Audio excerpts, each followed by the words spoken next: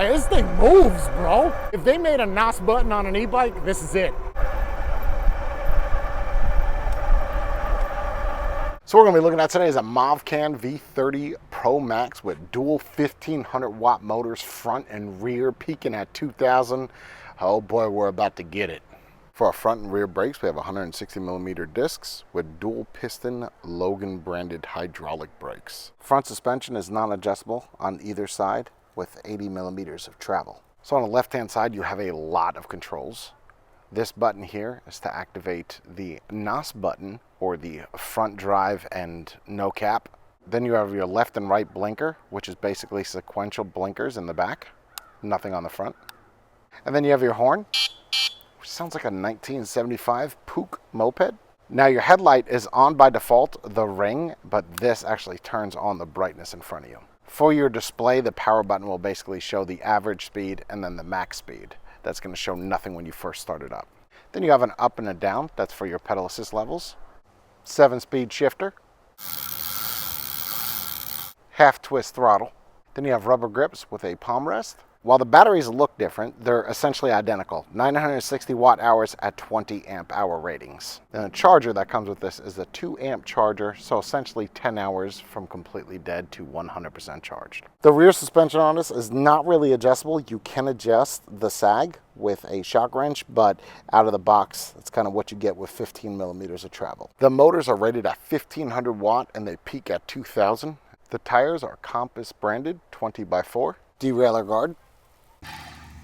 One thing I really want to talk about is the seat, how squishy it is. And I am 250 pounds, but when I sit on this jammy, oh my goodness, does it feel good. Kind of bottoms out, but that's on me. Oh yeah. On the display, you have your speed, pedal assist, the trip, and the total odometer. And when you tap the power button, it shows you your average, and then the max. That's going to be the speed once we get going. What's really interesting is just sitting on the bike off the jump with the comfort is I'm used to a seat that moves because I never tighten it down enough because I'm super lazy. But this is actually pretty stationary. All right, you ready? Let's go. Oh my. Okay, that feels interesting. Now I do want to apologize in advance. Usually I do an open box, but I found out that 90% of the people that watch the video do not watch the open box. So I figured let's just jump right into it and see what it's like.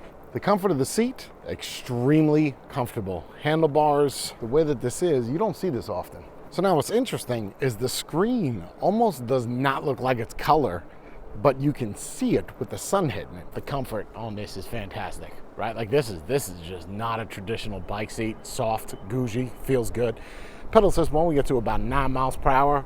Now, this red button or orange button you see over here is essentially dual motor. That just turns on the front and just puts it into like cokehead mode. So it is important to note that once you turn on that front motor, it's like almost you disable everything. You're just running with, you're just running with full power. That's it. And all that's doing is just turning on that front motor, but it's like it has no cap. We're moving now, and it's just a cadence sensor, right? You hear that screaming. Now, when we turn that off, it almost like it goes away. It's like that's the override button, which is fascinating. So once we turn off that orange button, your throttle there is only going to max out at whatever it is set to at pedal assist 1. Again, once you hit that button, that all changes. You're just now overriding the cadence sensor. Give me everything you have. So it's because I can't find another way to actually turn on that front motor by itself. It's either the back by itself or both front and rear. So that's fascinating. I can't get over the comfort of this. And pedal assist 2, see what we're doing there, 14 miles per hour. And it's not gonna matter what gear you're in. That's what we get, 14. Pedal assist 3.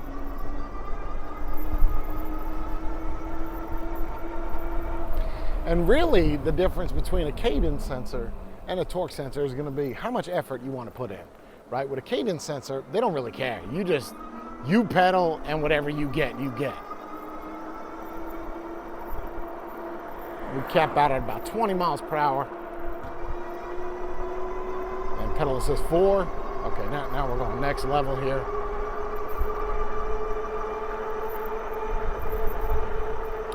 if that's accurate, 28 miles per hour without even going to pedal assist 5.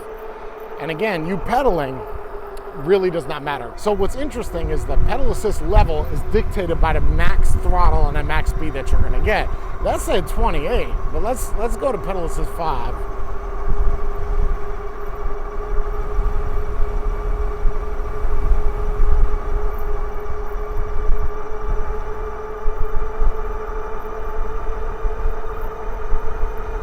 Now you can see that cruise control activated up there on the top. So after holding it for about 10 seconds, 15 seconds, it'll just give you that max throttle that you have set. It's not really cruise control where it locks in the speed. It's gonna keep giving you everything you have. For our braking on this, we have a Logan branded dual piston hydraulic brakes in the front and the back, 160 millimeter discs. Now for a 20x4, that's kind of what I would expect. If you were putting 180s on 20-inch rims, it doesn't really make much sense. So that, that's good for what it is. And the braking is just, let me just show you this braking. It's intense. I mean, the both front and back lock up on this. Hey, I love that. I much prefer to lock up than that little combined braking system that I used, where it was absolutely terrible. But you know what? Hey, to each their own. I'm just saying that the braking is fantastic. The front suspension on this is non-adjustable, 80 millimeters of travel. The rear suspension has got 15 millimeters of travel, but if you do have a shock wrench, you're able to adjust that and kind of adjust the sag a little bit to really get that in for the type of weight that you're going to be putting on this bike. So let's talk about the motors on this. 1500 watt in the front, 1500 watt in the rear, peak at 2000. What's interesting on this is the front motor can only be activated by the switch. Now, if you're in the middle of a ride and you activate it, it doesn't really do anything. But once you start pedaling, it like disregards every other setting you have and just gives you everything you got right now, which is, I guess, is kind of like a NOS button for an e-bike, which, yeah, hey, look, I'm not throwing shade or anything. I'm just saying, like, what's the point of having, just make it where they're always on? But I guess I get the argument where we just give you like once I start pedaling, oh, it's not gonna do it now, it's gonna make me look like a fucking idiot. Yep. Yeah, it is. Okay, because in pedal assist 1, oh, cruise control. So now you saw the cruise control was on, it wasn't doing anything, right? It's off now, and then here comes the pedaling. Get ready. We're gonna get all 2,000 watts of the front and the rear and pedal assist. Okay, that's it. Just everything. Let's go. You can even use the throttle, pedal assist 1. It's like an override button, man. If they made a NOS button on an e-bike, this is it. It's kind of interesting that it's like an override switch. I like it. I do. And it's fascinating. Interestingly enough, I don't know if I've seen that on an e-bike where there's a button that just kind of says, you know what, everything else you want, let me give it to you. So let's talk about the batteries. The one that's between my legs and in the center, the gas tank looking jam, 960 watt hours, 20 amp hours. Now with the provided 2 amp charger, well, you get two 2 amp chargers, which is nice because you have 2 batteries, but they're both identical. Now they look different, but they're both 960 watt hours, and they're both rated at 20 amp hours. So roughly 10 hours from completely dead to fully charged. And that's one of the things, right? We're going to talk about range because I know people are going to ask you this. What kind of range do you get, man? Like, what's the deal? Look, I could go over this a million times. Obviously, we're putting some mileage on this, but we want to see what kind of range we get with 100% battery, and then I guess sort of factor it in how we rode it. Now, if you're giving a bike nothing but throttle and you're never pedaling, so you're not assisting the motor in any way, I would say take whatever they rated at and just cut that in half. Just right down the middle. The claim range on this is 75 miles with the dual battery. Honestly, I feel like that's a little low. I do, especially at 20 amp hours. Okay, let's just say it's rated at 75 and they say pedal assist at 120. Do I believe it? We're gonna find out. We are. But again, I would just cut that in half and say you probably get 50 if you're, a reasonable rider and you're not using nothing but throttle. So that's gonna factor it in. Your weight, whether you're going against the wind, the terrain, there's a lot of different factors when we're talking about range. He was absolutely grumpy, by the way. great maneuverability. Feels good. And for this moped style, this is like one of those styles you just don't see a lot of. They've kind of moved everything over to a step over or a step through, but it's comfortable. And it feels, now keep in mind that red button's not hit, right? It's not active right now. So we're doing this whole speed right now with just the single motor in the back. I wouldn't recommend that. You know, if you're gonna be riding it like this, hit that button, use both of those motors because you want to divvy that power up into two and just don't want to put all that strain on a single motor. And you can see we are cruising, man. The suspension, it's holding up well. I would have liked to seen some type of compression adjustment, but I'm fine otherwise. You could tell the difference when you're running single versus solo motor. There you go. Here we go, come on. Wow.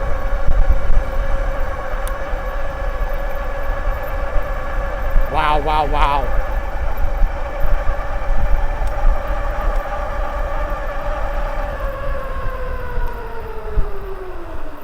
I mean, that stopping power is absolutely phenomenal.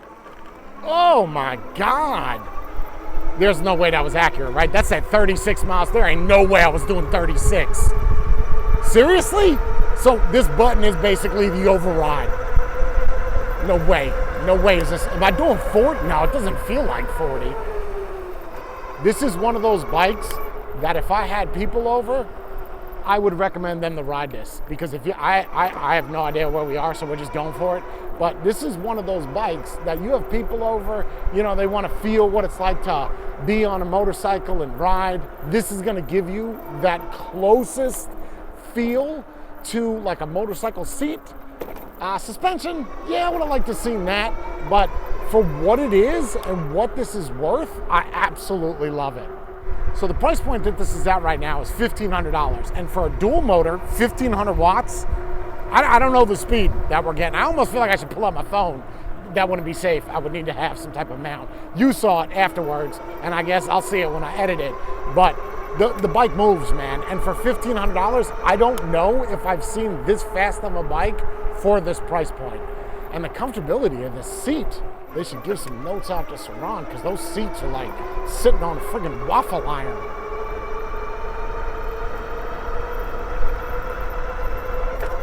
Wow. Wow, wow, wow.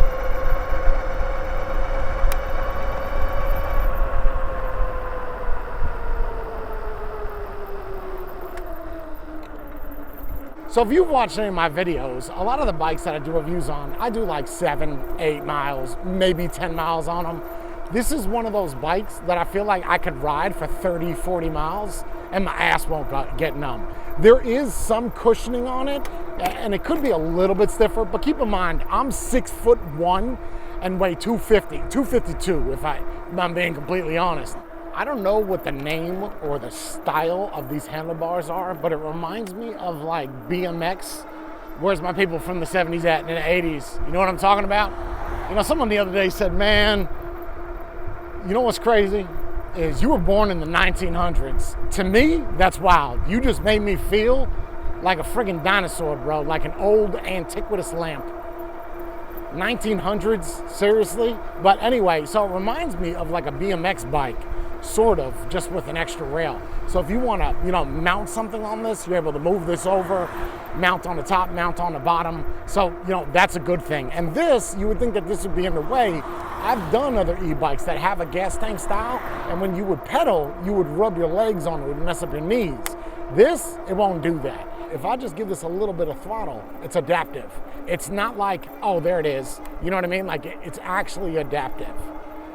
It's something that you don't see a whole lot of. They usually have a throttle, but you can't fine tune it to that speed that's somewhere between pedal assist 3, pedal assist 4, max. It's just when you hit that button, there's no more such thing as a max.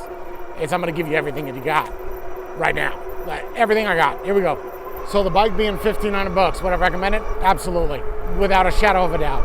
I would not tell you, if you are looking for a dual motor bike that is powerful and fast and under 15, look, is it under 15? No. Is it close enough? Yep, I would 100% recommend this bike. I'm not getting paid to say this, and if you're gonna buy this, there's a link in the description down below, which, well, first off, the first link might bring you to my website, where every bike that I've done a review on, you can look at the comparisons and compare them side by side. And if you use the link in the description down below, you help me buy a bike that a company's not gonna send me so I can do a review on it, or a motorcycle, or Coke and hookers. But hey, look, all jokes aside, solid bike. It's definitely worth $1,500. Would 100% recommend it.